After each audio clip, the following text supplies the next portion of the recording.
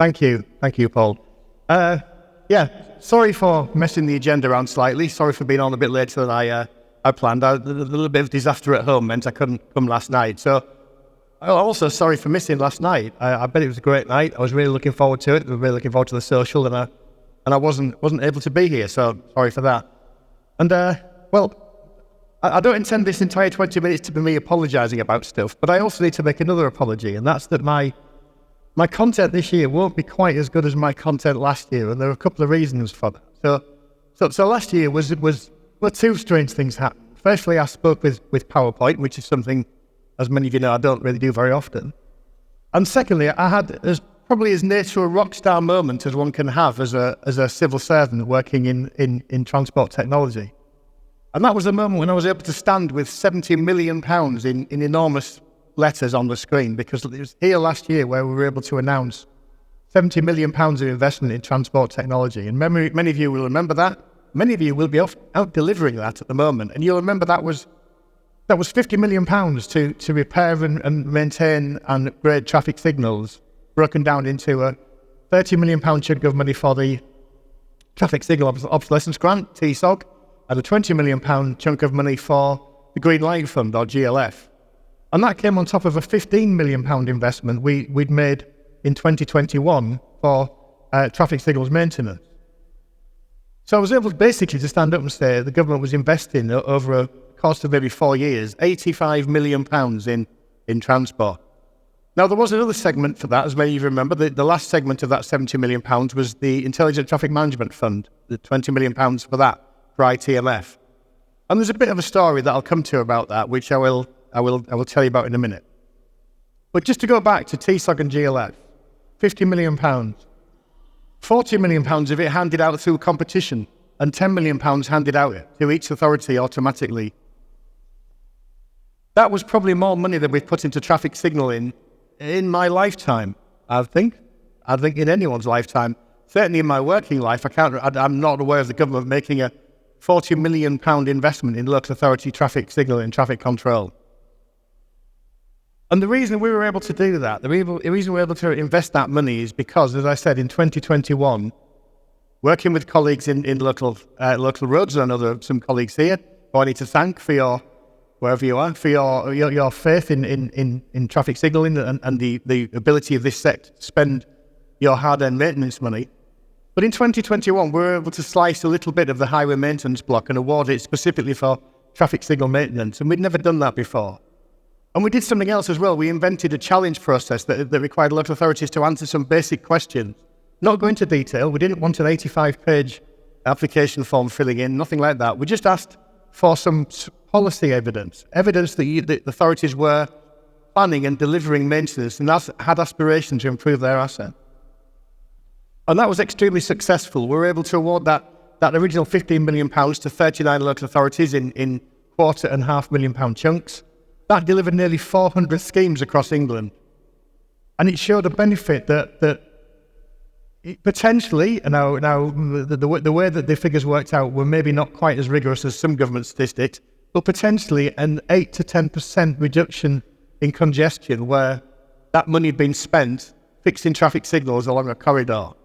Now that is both amazing and obvious. It's amazing because that is in terms of bang for buck, to get that amount of reduction in congestion for that kind of investment is incredible. But it's also kind of obvious to anybody that works on the highway, anyone that works with traffic technology, anyone that works with traffic signals. There's an awful lot you can do simply by tuning up the asset you have at the moment. And I think this kind of resonates with what we just heard from the RSTA. There is a lot we can do by managing the asset we have more intelligently that doesn't involve massive expenditure on new technologies, on new bits of road, on road widening or whatever. Just getting the things we have now to work properly is just probably as good as anything we can do in terms of reducing congestion, in terms of making the network flow more reliably.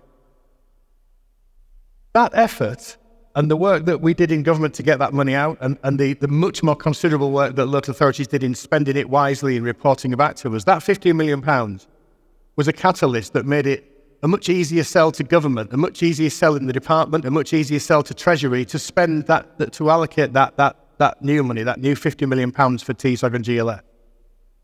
Because we could say, well, look, we've proved it. We've proved there is benefit here. We've proved that if we spend this money wisely, you will get a real return on it. And not only will you get a return on that, we also saw many authorities spend that money on better pedestrian facilities, on better detection, on improving accessibility to the network that for those who don't drive cars, for making cycling and walking easier, for making it easy for people with mobility and sensory disabilities to use the network by improving pedestrian facilities, improving the way that junctions work. These are all things that we proved with that initial £15 million that we were able then to use to demonstrate why we should invest a lot more in that. So there's a moral to this story.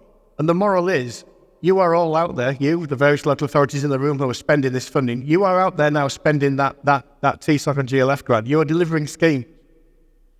And I know you are because, thank you, you've all put programmes on the TTF website. You've all told us what schemes you want to do. We know around 1,000 schemes across England that are or will be delivered using that £50 million.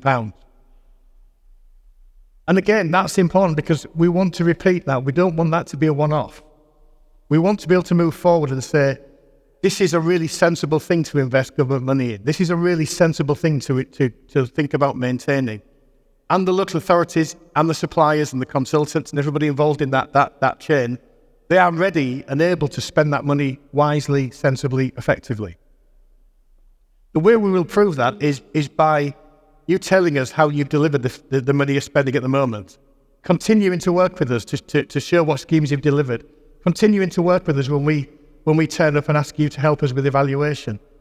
This all helps to build a business case that helps to make the argument that potentially gets more money to the sector, gets more money to invest in the future in this type of technology. So will we get more money to invest in this technology in the future? Well, I don't know. Because part of the reason why I'm stood here without any great policy announcement to make or any great funding announcement is because, as many of you will be aware, we had an election in July and we changed government. And we changed government quite radically. You know, we had a very, very strong change of government. We have a new government in place now that wants to do things quite significantly differently to the government we had in the past. We have a ministerial team now with Louise Haig and with Lillian Greenwood, my minister, and others in the team. We have a team that wants to do stuff, really wants to achieve some goals. It came in with a really strong vision of what it wants to do. And it was encapsulated by the move fast and fix things motto, which the department was introduced to and which we now work to, which kind of encapsulates a lot of what we want to do. We want to move fast and we want to fix things. We want to do things differently than we did in the past. We have a much stronger emphasis on public transport. We have you will have heard of some of the big ticket items, such as forming Great British Rail and starting to bring passenger rail service back into public ownership. You will have heard about the government's desire to see more public ownership of bus services and to replicate what we've seen in Manchester with the B network. You will have heard a lot more talk about inclusion and accessibility and trying to make the network work for all, make the road network work for everybody.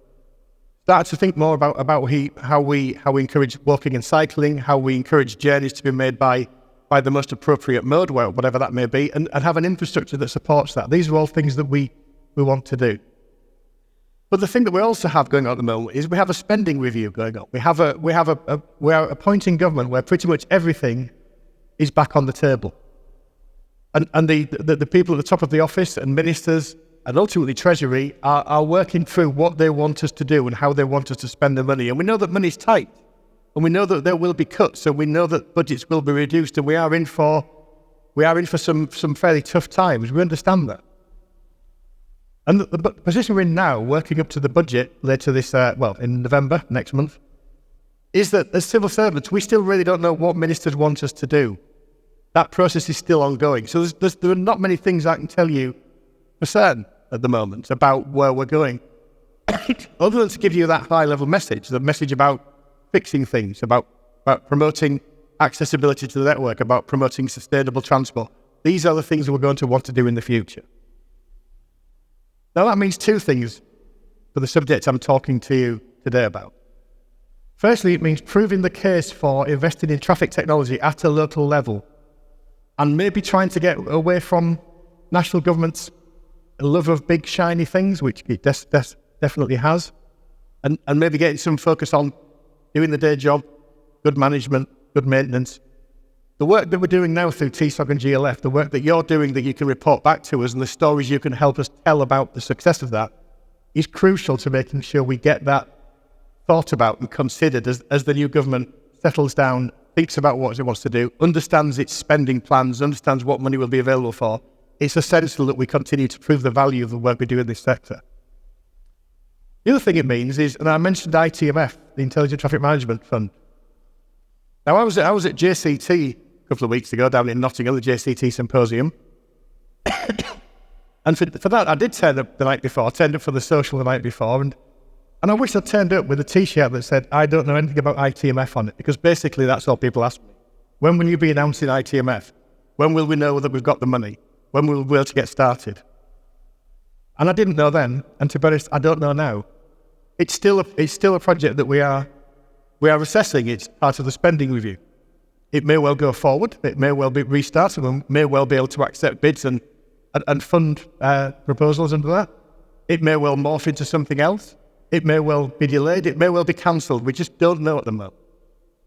All I can really say about ITMF, and I know plenty of people in pretty much every room I go and speak in are interested in this.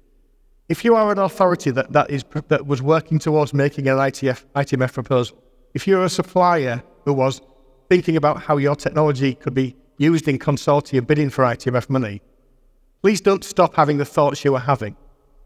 I can't tell you anything about the process and what it will involve, or when it will restart, if it restarts, what it looks like. I can't tell you anything about that. But what I can tell you is that the energy that's created over the summer, the amount of people that are thinking about using new technology, thinking about new ways of working, thinking about how the road network will change over the next 10 to 15 years and how they should adapt to that. That was fantastic. Please don't stop doing that. Please don't wait for me to make the announcement or someone to make the announcement that we've restarted. Please carry on thinking those thoughts, because even if we don't fund those projects now, this year, they are the types of things we will want to do. They are central to the types of things the department is doing. The department has a renewed interest. But under Sarah Sharples, our Chief Scientific Advisor, and the team she has, the science and technology team she has, thoughts about connected vehicles, thoughts about data fusion, thoughts about digital twins, lots of other technologies that we know are just about here and are already available in many ways from the suppliers. We know that's the future of road transport.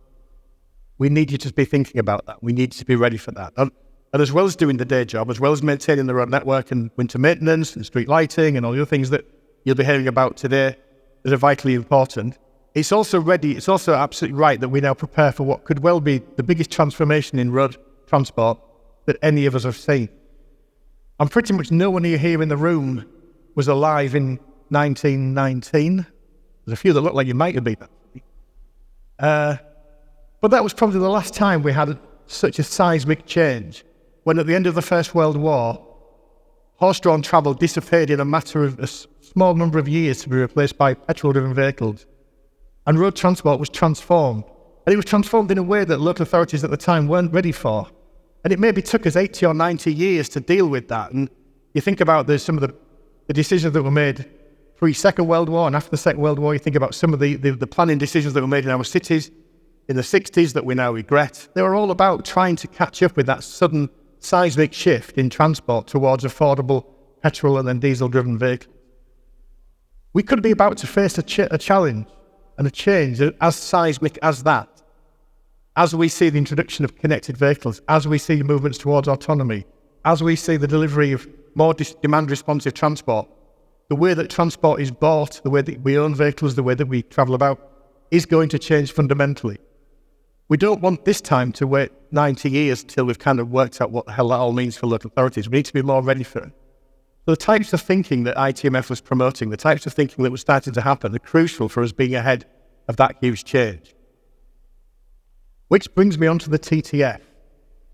Now I realise I've spoken now for 14 minutes, and the thing I'm actually in the agenda to talk about I haven't mentioned yet, so here we go.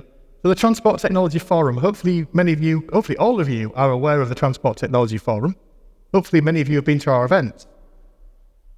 The point of the Transport Technology Forum is to fill a gap in the way that government and the sector relate to each other. And it's not there to replace things like the JCT Symposium, not there to compete with ITS UK or RSTA or ARTSM or any of these other bodies that do valuable work in the sector.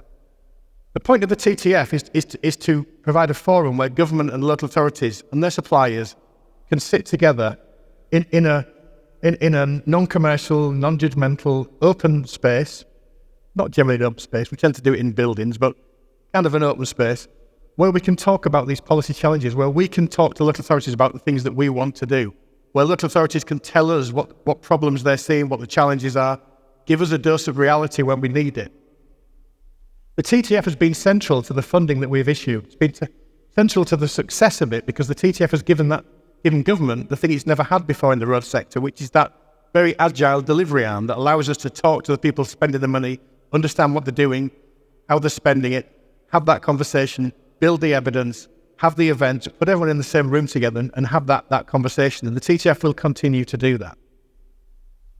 The TTF conferences that we have every spring and the autumn update that we have in November, the next autumn update is coming up this November in Birmingham.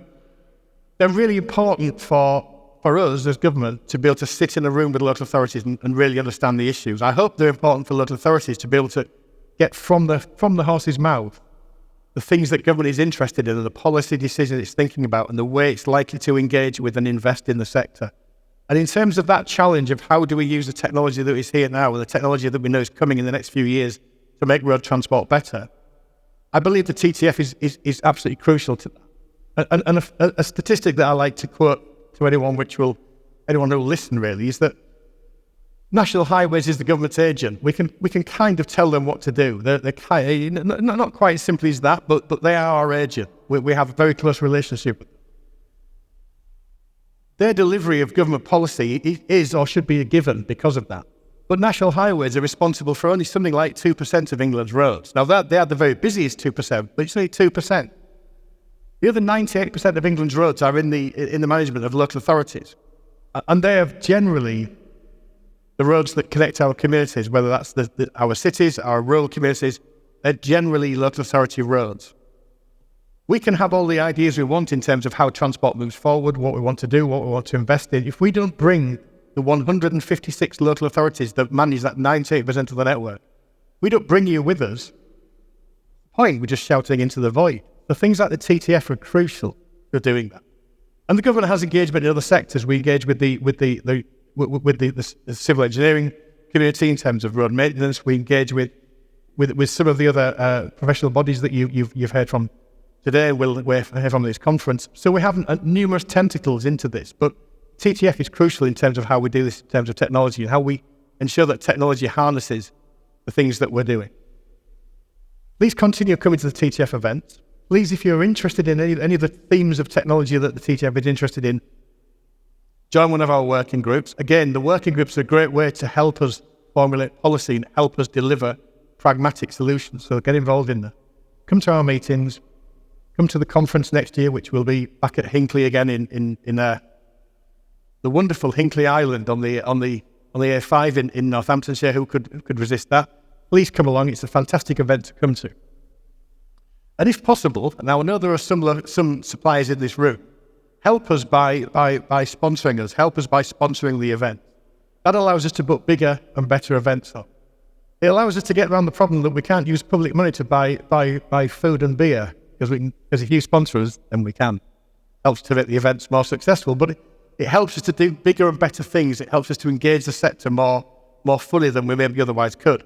And that's shown by the work we did 2 weeks ago, the work that I'm just recovering from and Paul and the LCRIG team are just recovering from, which was a week in Dubai, which was a lot harder work than it sounds. And it was very hot. But that allowed us to, that work we do with the TTF, that government support, that support from the sector, allowed us to provide a UK pavilion at the ITS World Congress in Dubai, which was about probably one of the best pavilions, one of the best stands in the exhibition. And this is an exhibition that draws people from all over the globe. Nation states, suppliers, big suppliers, small suppliers, the whole range of people involved in transport technology are there. And we had probably one of the better stands, certainly one of the busier stands there. And that was because the TTF was able to arrange that. It was because we took 15 SMEs out there who were fantastic in supporting us and being along there. That allowed us to speak to the local Chamber of Trade. It allowed us to get the ambassador along. It allowed us to meet senior officials from the authorities in the Emirates. It allowed us to do great stuff in terms of promoting what we can do in this country in terms of technology. So again, if you are in a position to support TTF, if you are in a position to, if you think that the work that TTF does aligns with the work that you do, please come and support us. Please do that. Right, I've got 22 seconds left, so I'm just going to make a final couple of thoughts, really. So again, thank you all for being here. Thank you for listening to me, and I realise that many of you are interested in the more hardcore, literally hardcore elements of road maintenance than some of the things I talk about nuclear-powered space offers in the future.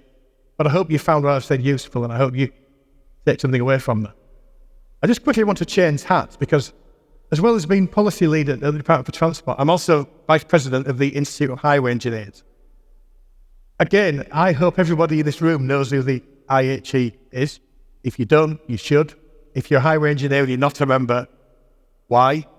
If you're a highway engineer and you're thinking about becoming accredited as an engineering technician or an incorporated engineer or a chartered engineer, the IHE is the home to help you do that. It's the organisation you should be involved in. Now, the IHE has a chief executive, Steve Spender, who's sat down there, who has been our chief executive for a number of years now and has sailed the ship into some fairly calm waters. We're a very efficient, well-run organisation now, and that's largely due to the work that Steve is retiring shortly. So I just wanted to take this opportunity to thank Steve for all the work he's done in supporting the IHE and, by extension, in supporting the sector. And I'd also like to say that we have a new chief executive. Lyle will be joining us. Lyle Andrew will be joining us in December. Look forward to working with him. Look forward to him taking the IHE onto even greater heights. So on that note, I'd like to thank you all for listening. And I'm around for the rest of the day if any of you want to have a chat with me.